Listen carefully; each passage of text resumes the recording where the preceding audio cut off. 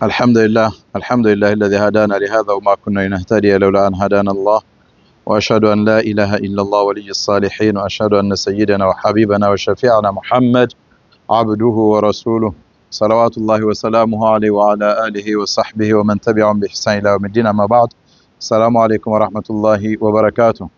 ያው ዛሬ ልክ እንደ ሰበር ዜና ሰበር መልእክት ነው። ነገ የውም አረፋን በማስመልከት አላህ ረቡል ዒዘቲ ወልጀላል ከፈጠራቸው ቀናቶች ውስጥ ታላቁ ቀን የውም አረፋ እንደሆነ የሚያስረዱ ብዙ መረጃዎች አሉና እሱም በተመለከተ የሆነች ቃል ለመናገር ነው ኢንሻአላህ። የአንድን ቀድር የአንድን እቃ ውድነቱን ሰዎች ባወቁት ልክ ነው ለዛ የሚሰጡት ግምት ከፍም ዝቅም የሚለውና ባለማወቅ ውስጥ ብዙ ኪሳራዎች ስላሉ አላህ ከቀናትም ከሰዓታቶችም ከምንም ሁሉንም የሚያበላልጣቸው ነገራቶች አሉ። በሁሉም ፈጥሮ والله يخلق አላህ ይፈጥራል። يخلق ما يشاء ويختار ነው። አላህ ይፈጥራል የፈለገው ከዛ ላይ ደግሞ ከሚፈጥራቸው ውስጥ ይመርጣል። ይሄ የአላህ ስልጣን ነው እና አረፋን አላህ በጣም ካላቃቸው ቀናቶች ውስጥ ነው። እንደው ዝም ብሎ ገረፍ እናርጋቸው ዋናው ነጥብ ከመናገሬ በፊት አንደኛ የውም አረፋ ማለት ያው አሽሩል ሑሩም ተብለው አላህ ጦርነቶች እንዳይካሄዱ አንዳንድ ክስተቶች እንዳይካሄዱ አሽሩል ሑሩም ተከለከሉ የሆኑ የተከበሩ ወራቶች አሉ በእስላም ውስጥ አራት ወራቶች ውስጥና ሶስቶቹ ኢነ ዒደተ ሹሁር ዒንደላህ 12 ሸህር በኪታቢላህ ኢነ ዒደተ ሹሁር ዒንደላህ 12 ሸህረን في كتاب الله يوم خلق السماوات والارض منها اربعه حرم እንደሚለው አራቶቹ አሽሩል ሑሩም የተከበሩ ናቸውና እነሱ ሶስቶቹ ተከታታይ ናቸው ዙልቂዕዳ ዙልሂጃና ሙሐረም። ኢዘን አረፋ አንድም በዚህ በተከበረው ወር ውስጥ ነው ያለው። ራሱ ደግሞ አረፋ በሐጅ ወር ውስጥ ነው የሐጅ ስራ በሚፈጸሙባቸው ቀናቶች ውስጥ ነው ያለው።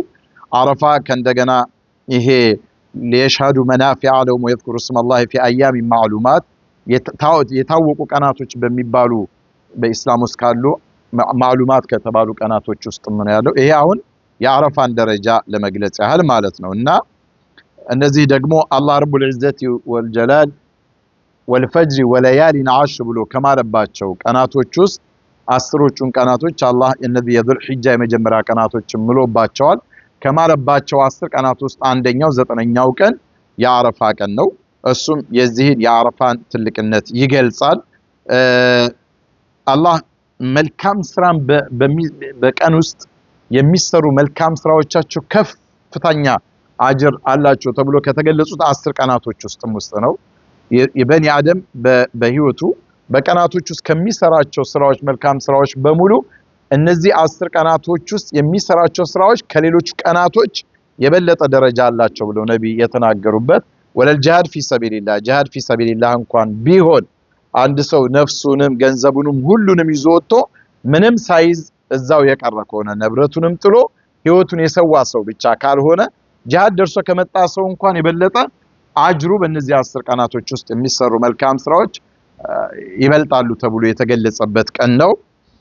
ሌላው ይሄ አረፋ ቀን የሚታወቅበት አላህ እስልምናውን የሞላበት ቀን ነው። አልየውም አክመልቱ ለኩም ዲነኩም ወአትመምቱ አለይኩም ኒዕመቲ ወረዲቱ ለኩም الاسلام ዲነን ብሎ እስልምና የተሟላ እምነት መሆኑን ለነብይ መሐመድ ሰለላሁ ዐለይሂ ዐለይሂ ያስተላለፈውን መልእክት ሙሉነቱን የገለጸበት ቀን ነው የውም አረፋ።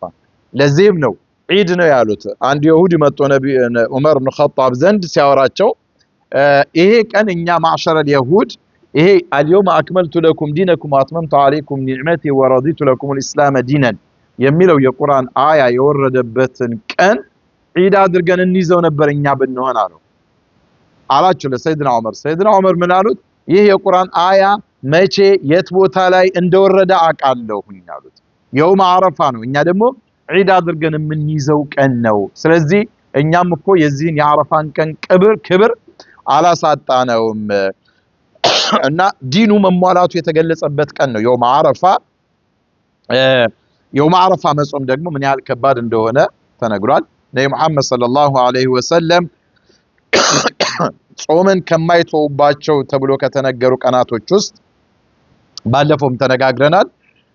የአሹራ ቀን አለ 10ን የዙልሂጃ 9ን የዙልሂጃ ቀናቶችና በየወሩ 3 ቀናቶች ኢዘን አንዱ አለ ግን ለብቻው ደግሞ ነብዩ መሐመድ ሰለላሁ ዐለይሂ ወሰለም ለማ ሱኢል عن صيام يوم عرفة بعرفة ዙሪያ ላይ በተጠየቁበት ሰዓት ምንድነው አሉት يكفر السنة الماضية والسنة القابلة ያለፈውንና የሚመጣውን አንድ አመት ሲደመር ያለፈውን አንድ አመትና ቀጣዩን አንድ አመት የሁለት አመታት ወንጀሎችን ይምራል አላህ ይሽርልናል ብሎ የተናገሩበት ከባድ ቃል ነው ማለት ነው ስለዚህ አንድ ቀን በመጾም የሁለት አመታት ወንጀልን አላህ ረቡል ኢዘት ወልጀላል የሚምርብን ቃል ነው ይሄን ቀን እንደ ቀላል ማሳለፍ በጣም እንደው አላህ ፊትን በመንቆምበት ሰዓት በጣም የሚያሳፍር ጉዳይ ነው እንዳልኩት ቀደም ይሄ አረፋ ላይ ላሉት ሰዎች ዒድ ነው ነገ ዱዓ የሚያደርጉበትም ቀን ቢሆን ነብይ ሰለላሁ ዐለይሂ ወሰለም ምን አሉ انه يوم العيد لاهل الموقف ነው እዛ አረፋ ላይ ለሚቆሙ ሰዎች ነብይ ምን አሉ قال النبي صلى الله عليه وسلم يوم عرفه ويوم النحر وايام منى عيدنا اهل الاسلام አሉ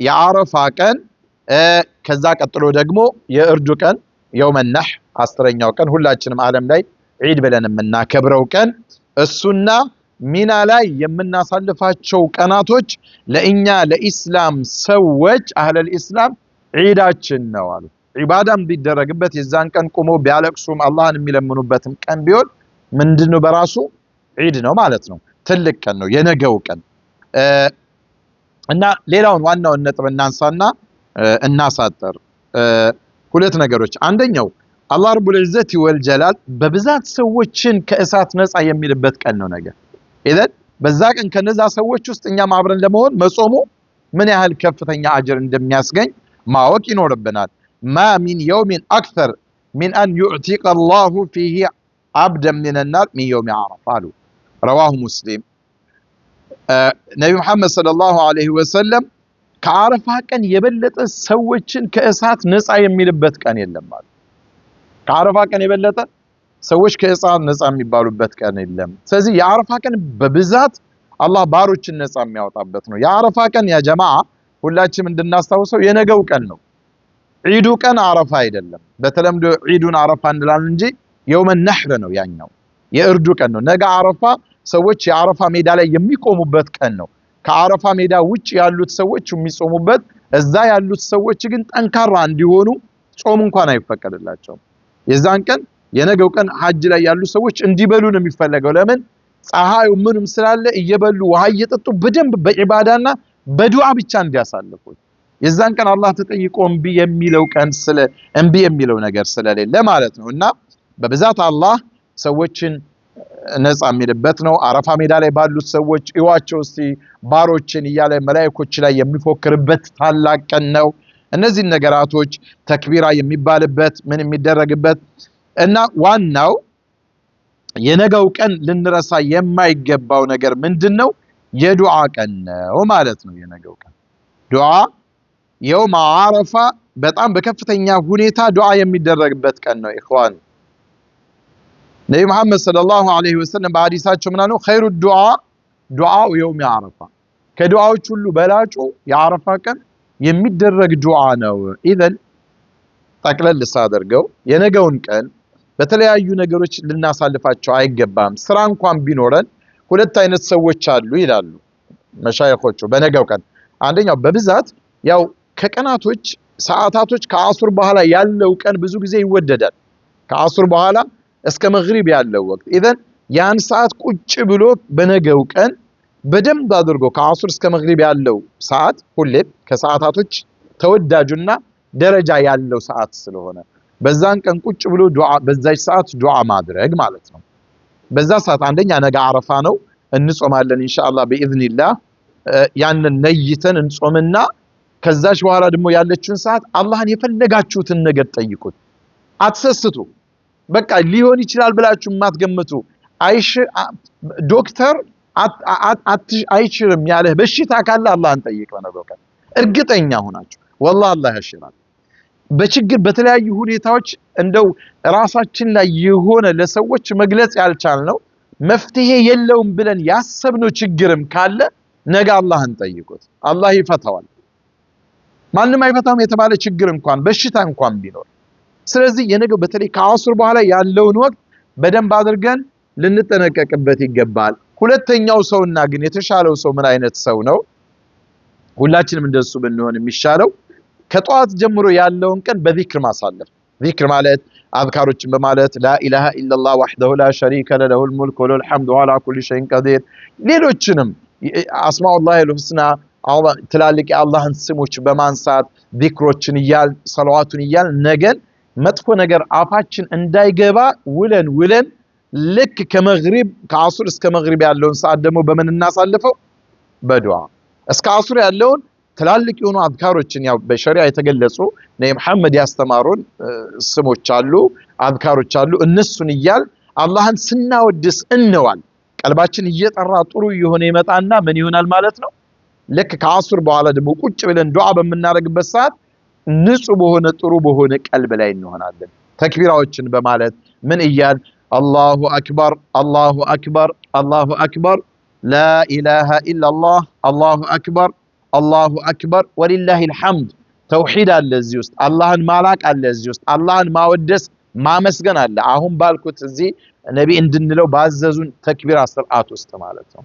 እነዚህን ሁሉ ነገሮች አቅፎ የያዘ ነውና የነገውን ቀን እንደው በጥሪ በግብዣ በሆኑ ነገራቶች እንዳናባክ ነው። እንደው በጣም ቀላል ቀን አይደለም። ያ ኢኽዋኒ መቼም እህት ወንድሞቼ አላህ እንደዚህ ወንጀላችንን ሊምረን በሩን ከፍቶ እንደው አላህ ዘንድ ስንቀርብ ከስረን ብንቀርብ አያሳዝንም? በአንድ ቀን ጾም የሁለት ዓመት ወንጀል እምላለሁ ብሎ አላህ እየለመነን ወይም እያቀረበልን ነብዩ መሐመድ ሰለላሁ ዐለይሂ ወሰለም አስተምረውን በአንድ ቀን ጾም እንግዲህ የሁለት ዓመት ወንጀል ያስምራል ከተባለ እንደው ዱንያዊ የሆነ ነገር ልንሰራ ይገባ ነበር በነገው ቀን። ሌላውን ነገራቶችን ማቶት ያልሆኑ ነገሮችን መመልከት፣ ሐራም የሆኑ ነገሮችን ሙባህ የሆኑ ነገሮችንም ለነገ እንተው። አይናችን አዝካሮች ላይ ይዋሉ፣ የአላህ ቃል ላይ ቁርአን ላይ ይሁን። በዚህ ሁኔታ እናሳልፍና የመጨረሻውን ሰዓት እያለቀስን እንዳልኩት እንደው የለም ይሄ ሊፈጸም ይችላል ብለን ያላሰብነው ሐጃ ካለ እንጠይቅ። በተለይ ልክ አንድ ምሳሌ ንገራችሁ። ያህያ ዘከርያ መርየም ጋር ሲገቡ ምግብ ምናምን አዩ ከጎን ነው እንዴ አና ለኪ هذا ከየት መጣ ይሄ ሰው? የለ ምን የለ ባለችበት ቦታ ላይ قالت هو من عند الله ይሄ የአላህ ነው አለቻቸው። ያለ ምንም ምክንያት በወቅቱ ይሄ እሸት የሆነ ፍራፍሬዎች በማይኖሩበት ሰዓት እሷ ግን ቁጭ ብላ ያንን ትመገባለች። ያን ያደረገው ማን ነው? ይሄንን ሲያዩ ዘከርያ አሃ ሁናሊክ ዳዓ ዘከርያ ረባ። ልክ ይላሉ ዑለማዎች ምን ይላሉ? አንድ ሰው የሆነ ስኬት ተሳክቶለት ስታይ የዛ ሰዓት ቶሎ ብለህ ዱዓ አድርግ ሙስተጃብ ይሆናል። ልክ ያህያ ዘከርያ ያንን ሲያዩ ሁናሊከ ዳዓ ዘከርያ ረባ ወዲያውን ወደ አላህ ዘሩና ቃለ ረቢ ሀብሊ ሚን ለዱንከ ዙርየተን ጠይባ ምርጥ የሆነ ዝርያ እባክህ ስጠኝ አሉ። እሳቸው አርጅተዋል፣ ሚስታቸው አርጅታለች። በሰውኛ አስተሳሰብ ይወልዳሉ ተብሎ በማይታሰብበት ሰዓት ረቢ ሀብሊ ሚን ለዱንከ ዙርየተን ጠይባ ኢነከ ሰሚዑ ዱዓ፣ አንተ ዱዓን የምትሰማ ጌታ ነህ፣ እባክህ ስጠኝ አሉ። ካረጁ በኋላ ፈናደቱ ልመላኢከቱ ወሁወ ቃኢሙ ዩሰሊ ፊል ሚሕራብ፣ አላህን እየለመኑ እየሰገዱ ባለበት ሚሕራብ አነ አላህ ዩበሽሩከ ቢያሕያ ሙሰድቀን ቢከሊመት ሚነላህ ወሰይደን ወሐሱረን ወነቢየን ሚነ ሳሊሒን። ምርጥ ልጅ ዱዓቸው ወዲያውኑ ሰምቷቸው አላህ እንዲህ ማድረግ የሚችል ነው። በሽምግልናቸው ኢብራሂም አለይሂ ሰላም እድሜያቸው ከሸመገለ በኋላ ነው የወለዱት። በዶክተር አመለካከት በሰውኛ አመለካከት እኒህ ነገሮች የሉም። እነዚህን ነገሮች እናስብና እንደው መሃኑንን የተቸገር ችግር ይዞን ድህነት የሚያማቀቀን እንደው ልጅ አጥተን የምንጨነቅ በበሽታ እየተሰቃየን ያለን ለማንም ያልነገርነው ሚስጥር ካለ ነገ አላህ ላይ እርግጠኛ ሆነን ኢንሻአላህ እንለምን። አላህ ይቀበለናል፣ አላህ ይስማል። የነገዋን ቀን ፕሊስ እንደው ሁላችሁም እንደው በአላህ ስም ጠይቃለሁ፣ እንደው በሐሜት በምናምን የሰውን ስጋ በመወጨቅ በምናምን በመጥፎ ነገራቶች አናሳልፍ። ካልቻልን ዝም እንበል። ብንችል ግን የተሻለን ኸይር ነገር ሰርተን እዛ ሐጅ ላይ ያሉትን ሰዎች አላህ እንዲቀበላቸው የነሱንም ያገኙት አጅር እኛንም እንዲሰጠን እያደረግን የነገዋን ቀን በመልካም ስራ እናሳልፍ ማለት ወዳለው። አላህ በሰማነው እንጠቀም ያድርገን። እኔም በተናገርኩት እናንተም በሰማችሁት እንጠቀምና ራሳችን ማንነታችንን ለውጠን በነገው ቀን አላህ ከእሳት ነፃ ተብላችኋል ከሚባሉ ሰዎች ውስጥ አላህ ያድርገን።